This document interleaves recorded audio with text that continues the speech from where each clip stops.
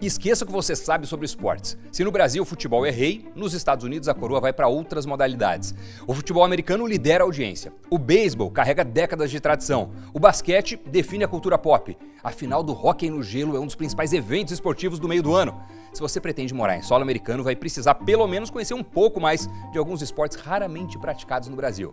A história, os times, os jogadores mais famosos. Assuntos desse Passaporte Invest News. Olá, eu sou Doni Denútil, bem-vindo a mais um episódio da nossa série especial sobre mudança e vida nos Estados Unidos. Os esportes mais acompanhados do Brasil, segundo um levantamento desse ano da Resenha Digital, são futebol, vôlei de quadra, Fórmula 1, vôlei de praia e basquete. Até estranhei o basquete ou vôlei de praia aparecer antes de tênis, mas beleza, foi o levantamento. Nos Estados Unidos, essa lista é bem diferente. Em número de espectadores, uma outra métrica, de acordo com o Instituto de Pesquisas Gallup, 41% acompanham o futebol americano.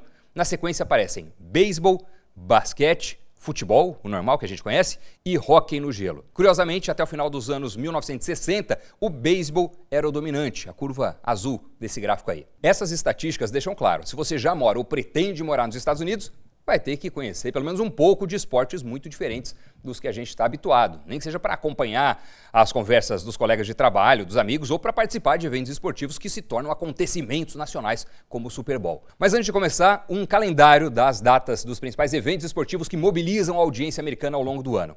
Em fevereiro tem o Super Bowl, Daytona 500 e o All-Star Game da NBA. Em abril, The Masters Tournament de golfe. Maio, Indianapolis 500. Normalmente em junho, finais do basquete e também finais do hóquei no gelo. Agosto e setembro, US Open de tênis. Geralmente outubro, mas podendo avançar até novembro, as finais do beisebol. Dezembro, finais do futebol da MLS. Dependendo do país onde você está, a expressão futebol pode se referir a uma série de esportes diferentes. Em geral, todos têm em comum a prática de chutar uma bola na direção de algum alvo. Nos Estados Unidos, o futebol, do jeito que se pratica no Brasil, é chamado de soccer.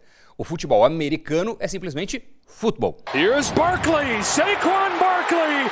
Saquon Barkley's the guy. He's gonna take it. Touchdown from 65. E apenas em alguns momentos específicos envolve chutar uma bola. O jeito mais comum de fazer pontos é carregá-la até uma linha posicionada no fundo da defesa do adversário. O esporte também é conhecido como gridiron, expressão que em inglês significa grelha e faz referência ao desenho de linhas no gramado quando vistas de cima. Atualmente, 32 times disputam a NFL, a National Football League, e são divididos entre duas conferências, a National Football Conference, a NFC, e a American Football Conference, a AFC. A temporada da NFL é disputada em 17 semanas e cada time joga 16 partidas. Após o fim da temporada regular, começam os playoffs. Participam dessa fase eliminatória 6 times de cada conferência, quando todos os jogos são no formato mata-mata. Quem perder está eliminado. Os confrontos eliminatórios seguem até o Super Bowl, que reúne os campeões da AFC e da NFC. A final tem o nome de Super Bowl desde a temporada de 1966. E desde 2022 o jogo é disputado no segundo domingo de fevereiro.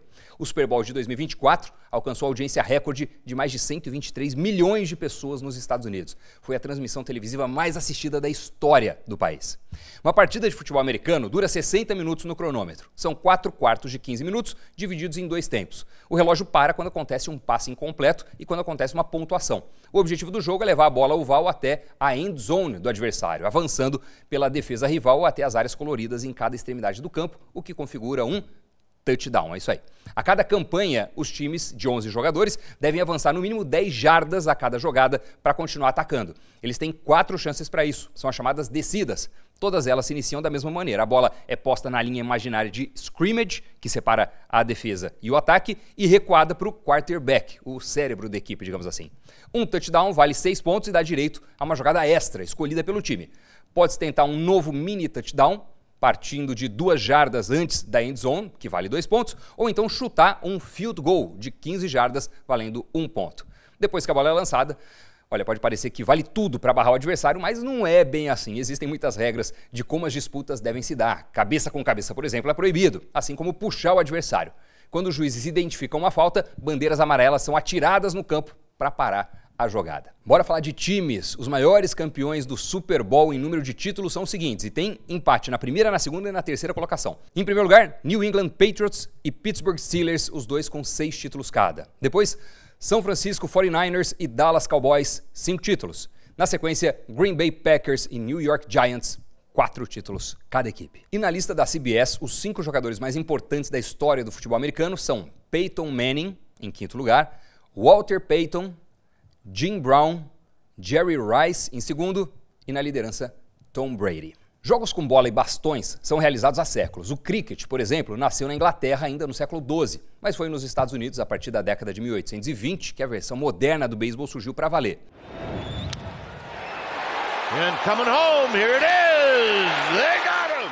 Por volta de 1850, o esporte era uma verdadeira febre em Nova York. Ele é praticado por 2 equipes com 9 jogadores cada, que ocupam alternadamente posições de ataque e defesa durante o jogo.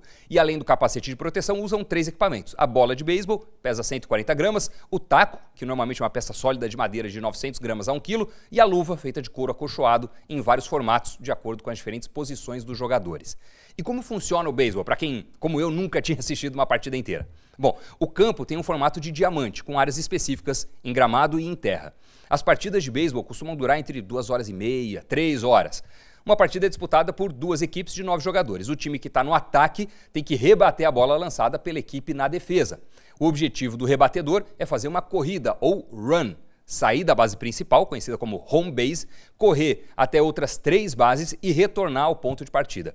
Quando completa esse trajeto, ele marca 1 ponto. O objetivo do rebatedor é mandar a bola o mais longe possível dos adversários, mas sem sair dos limites das linhas laterais. Uma rebatida nessa área que ultrapasse a cerca final do campo é a grande jogada do beisebol, o home run, que permite ao rebatedor percorrer todas as bases de uma só vez. Na equipe de defesa, os destaques são o arremessador, que é o pitcher, responsável por lançar a bola de modo que o rebatedor não consiga acertá-la, e o catcher, algo como pegador em português, responsável por pegar as bolas arremessadas pelo pitcher e por organizar jogadas de defesa com o resto da equipe. Cada bola válida não rebatida é um strike. Com 3 strikes, o rebatedor é eliminado. Além dos 3 strikes, um jogador de ataque também é eliminado quando corre para uma base, mas a bola chega a ela antes que ele. Se no meio da corrida ele for tocado por um defensor que tenha a bola de beisebol nas mãos, também está fora. Chegar logo à base, portanto, é a salvação para isso. E para conseguir tal feito vale qualquer esforço, até se atirar num carrinho. O jogo é dividido em 9 entradas, ou innings. Uma entrada termina após os 2 times passarem pelo ataque e pela defesa. Ganha quem somar mais pontos ao final das 9 entradas. O principal torneio profissional de beisebol é organizado pela Major League Baseball, conhecida como MLB, desde 1903, e disputado por 30 equipes, distribuídas em 2 ligas de 15 times, a Liga Americana e a Liga Nacional. Os playoffs também são separados em 2 conferências até a grande final, chamada de World Series, que funciona em melhor de 7 partidas. Ganha quem vencer 4 jogos. Os times com mais vitórias na World Series são New York Yankees, 27 títulos, St. Louis Cardinals, 11, Boston Red Sox, 9, Oakland Athletics, 9 também, San Francisco Giants, 8. E existem também clássicos locais que envolvem times da mesma cidade. É o caso do Chicago Cubs versus Chicago White Sox, New York Mets versus New York Yankees e Los Angeles Dodgers versus Los Angeles Angels.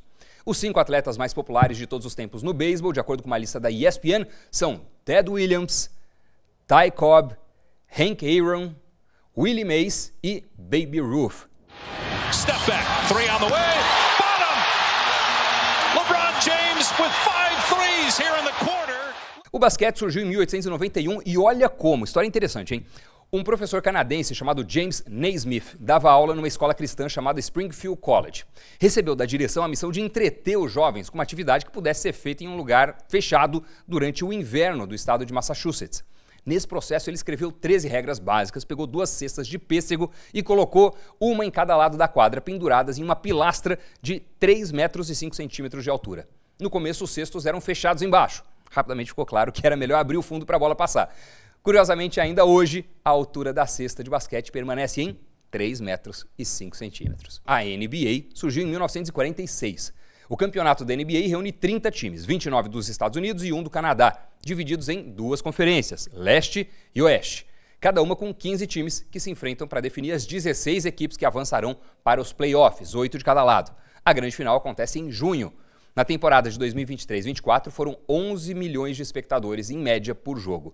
E geralmente em fevereiro acontece o All-Star Game, um fim de semana festivo com uma série de disputas, de enterradas, de lances de 3 pontos e também um jogo amistoso entre as 2 seleções, da Conferência Leste e da Conferência Oeste. Os maiores vencedores da NBA até hoje em termos de times são Boston Celtics, 18 títulos, Los Angeles Lakers, 17, Golden State Warriors, 7, Chicago Bulls, 6, San Antonio Spurs, 5 e os maiores atletas do passado e do presente nos mais de 75 anos de história da NBA, segundo o The New York Times, são Magic Johnson, em quinto lugar, Bill Russell, em quarto, Kareem Abdul-Jabbar, terceiro, LeBron James, em segundo e o primeiro, Michael Jordan. E agora, por curiosidade, mais rapidinho, os dois esportes que faltam para completar a lista dos 5 mais populares dos Estados Unidos.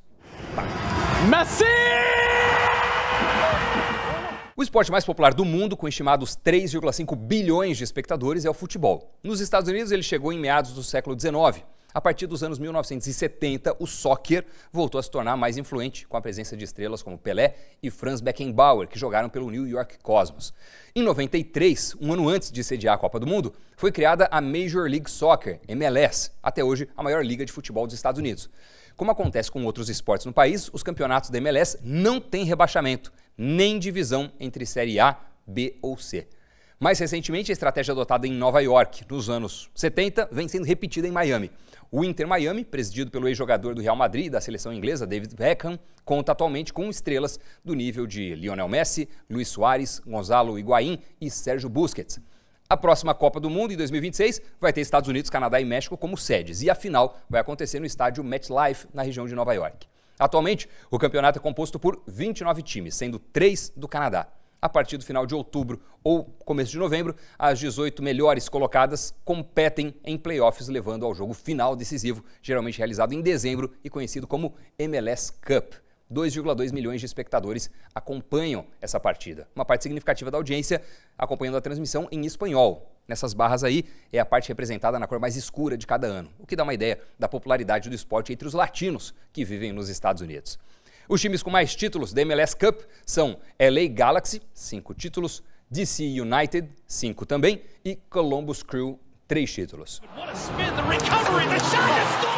E para fechar, hóquei no gelo, o 5º esporte mais popular dos Estados Unidos, pelo menos de acordo com o Instituto Gallup. O hóquei no gelo, que na América do Norte é conhecido simplesmente como hóquei, surgiu como uma adaptação ao hóquei de grama para o inverno rigoroso da região. Além de ser praticado em ambientes fechados, também costumava ser disputado em lagos congelados, mais ou menos como milhares de crianças brasileiras improvisam partidas de futebol em terrenos baldios.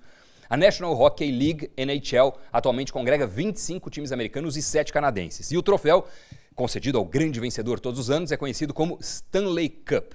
O torneio dura, no total, 9 meses e a equipe campeã pode disputar até 130 partidas em uma temporada. Outra característica dos esportes nos Estados Unidos.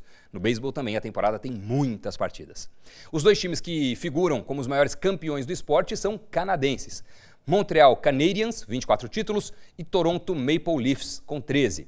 Detroit Red Wings tem 11 e em quarto, empate. Boston Bruins, 6 títulos e Chicago Blackhawks, 6 também.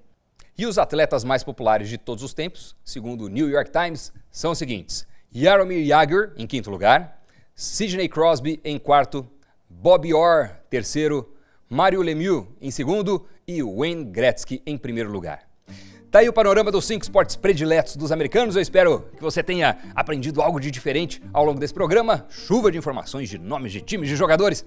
Vale até como material de consulta no futuro, hein? Muito obrigado por acompanhar até o finalzinho, pelo comentário generoso e por seguir a gente nas redes sociais, @DoniDaruccio e @InvestNewsBR. Até semana que vem, quando a gente carimba mais uma página do nosso Passaporte Invest News. Valeu, tchau!